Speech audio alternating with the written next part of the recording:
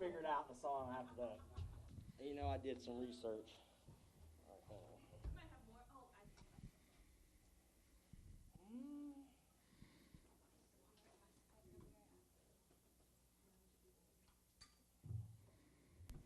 All right, everybody, good evening here in the Media Center at Kansas Speedway. We are joined by a winner of the Tide 150 as he grabs a big gulp of water. Brenden Queen, Butterbean, second win of the season, and you did it in dominant fashion tonight. How'd you end up in here this evening celebrating your second win of the year? Pinnacle Racing Group. They built a brand new car for this race, and like I was telling you out in the media center, I was getting my stuff done on my neck and my ankle last week, and felt bad. I was out of town and resting up, and they worked so many hours on that car, and they make me look good. You know, I'm nothing without the people surrounding me, and I've known that my whole career.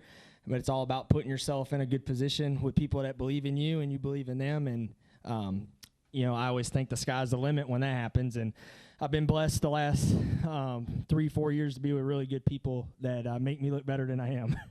I know we're going to have some questions here in the Media Center. Anybody have questions for Brenden Queen? For the bean. We'll send it over here. Well, yeah, Butterbean. For the bean. There we go, for the bean. Caleb Vessel, SpeedwayDigest.com. I got to, first off, where have you figured out what Waffle House you're going to tonight yet? So, you know, the racer in me wants to go to the one right here and take all the fans with me, right? That'd be a dream. But with us racing on Friday, we fly out as soon as I get out of here. So we'll probably go to Mooresville and get off the plane and go have a nice chocolate milk and some waffles. And my next question is, you had a long opening practice this morning. I think like a 4-hour practice session. You guys had to change an engine. Describe how much does that extra practice help with a track like this, especially with your short track career, not racing on a mile and a half? It's night and day because I came and ran the truck race here in the fall, and I mean I sucked. And like I'm not going to sugarcoat it. I was leaving there like if I can't do any better than that, I might have to go back to my job, you know. So this was definitely a 180, and you know, part of that is only getting 15-20 minutes into truck practice. You can't make a lot of changes, and we unloaded, and I think without having that truck last year, I'm not as prepared for this one. So like I had a lot more confidence going on the track. At least I've seen the place, I've moved around, I've ran up by the wall. So tonight wasn't the first time I had to go up by the wall, where like in the fall, like I was nervous about it. So I think it's just all that's just led me to have a good day. And then like you said, I mean, our day wasn't perfect. We had to change a motor, and I think we had enough practice. The track got hot, and my short track side of me is like doesn't like to practice when it gets too hot because you don't really learn much, and you start slipping and sliding and thinking you're worse than you are. So honestly, it might have helped us not being out there the whole time, and then you know, just went to work tonight.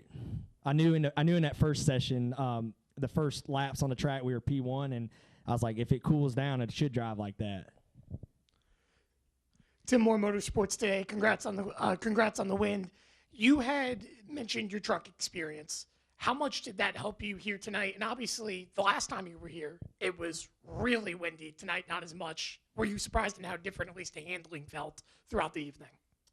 Yeah, I really was. Like we struggled in that truck race with balance all night long, and I don't really know what I need to win on these types of tracks, just because, you know, I come from the backyard cornfields racing. So, you know, I mean, I'm not used to being at the big stage. So tonight is such a big night for me moving forward, because now I know what I need to win races when the sun goes down. I know what kind of balance change I need. So it's kind of like my late model days. It took me a while, and once I figured it out, like I was able to really win some races. So I think just the truck race definitely helped, but it's still a little different because, like you said, weather conditions are different, and it's an ARCA car. So just had to take what I could learn from the truck race and then apply it to something that drove a little different.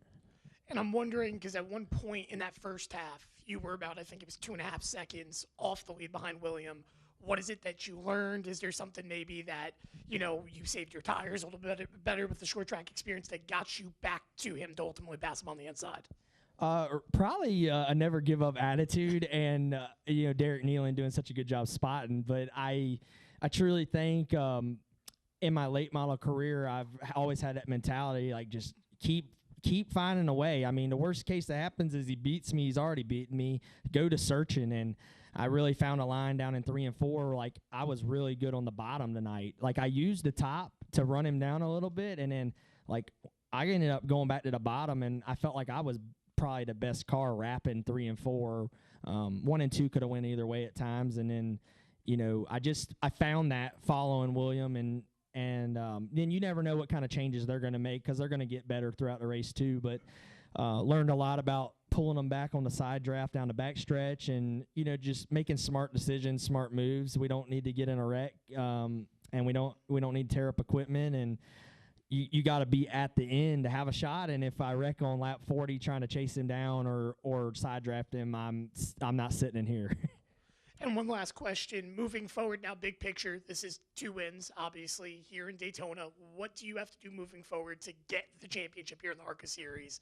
And how do you keep it together, ultimately, knowing there's going to be a lot of difficult tracks in the future?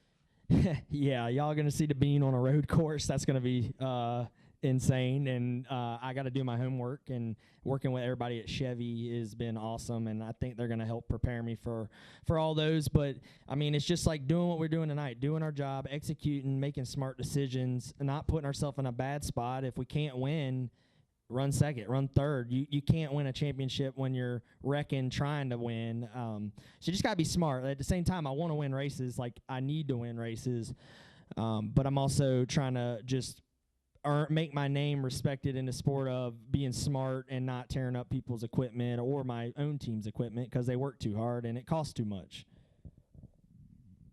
Welcome up to Brett here. What's been the biggest adjustment for you in these cars versus what you used to ran coming up? That's a good question. I'll give you that. I've been asked that a lot, and I'm trying to find out what my go-to answer is going to be on that. But there's so many things. I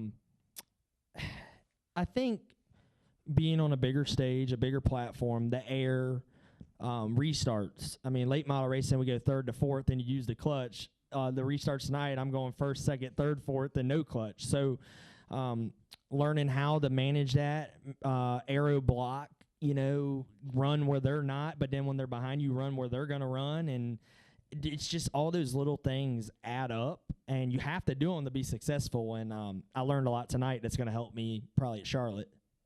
And I also noticed tonight that when a car gets a lead, it's really hard to pass here. When you were coming through the field and you finally got the lead and you looked really strong there that second half, how hard is it to push as hard as you can go, but also knowing that you have to manage tires as it goes along, just in case you get tonight an overtime finish? Yeah, absolutely. I always try to not run over the tire. Even when you're trying to really haul the mail, I feel like that's what's helped me from late model racing, is learning how to put the whole race together and be, I kind of vision where I want to be at each section of a late model race. Obviously, it's a little different here because you don't really know how it's going to play out, but we got a good start. That got us to 3rd, and I was able to really just kind of watch their lines, and I really just went with a mentality of even what you see on Sundays, just going where they weren't. If he went bottom, I went top. If he went middle, I went bottom. I just tried to not be in his footsteps and give myself the best opportunity. And we were definitely a long run car. Even though we won on them short restarts, I really think that was our weakness, was the 18 was really good for 10, 15 laps, and I couldn't really get separation until later in the run. So I was hoping it would stay green, but I know I'm not that lucky. Any other questions here in the media center? All right, so I have one for you. You talked a little bit about your racing roots. What does this say? What type of statement does this win say tonight about Butterbean Brenden Queen?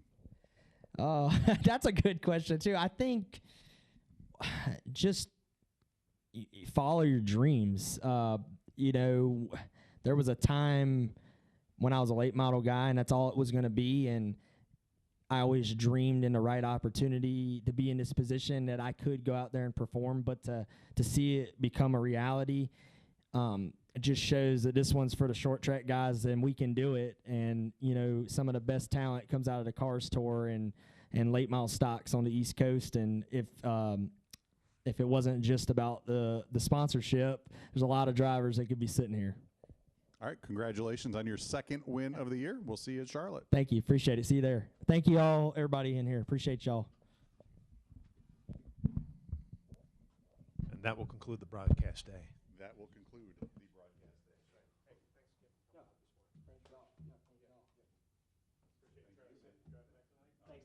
Thanks, bud. Appreciate y'all. Nicely done. Congratulations. Thank you for coming out.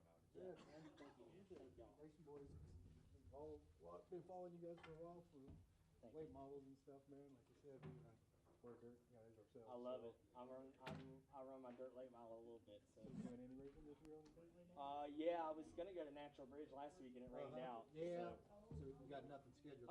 July 11th, I'm gonna run Dixieland. Is that right? That's my home track. Well, that's good, man. Well, congratulations, brother. Like I said, we do a radio show here in town, man. We've been on about 25 years. Awesome. We talk dirt and on actual radio. Get me on there sometime. We will, brother. Man. Appreciate it. Damn, I wish I gave my last card. That's it. You just message me, Facebook, or get my number from somebody. I will. Yeah, like I said, we'll get you on, brother. Like, as soon as I texted my boss, he's like, whatever. I was like, yeah, you want me? Thanks, dude. I'm about to go off the line. Congratulations. You knocked down and get right up.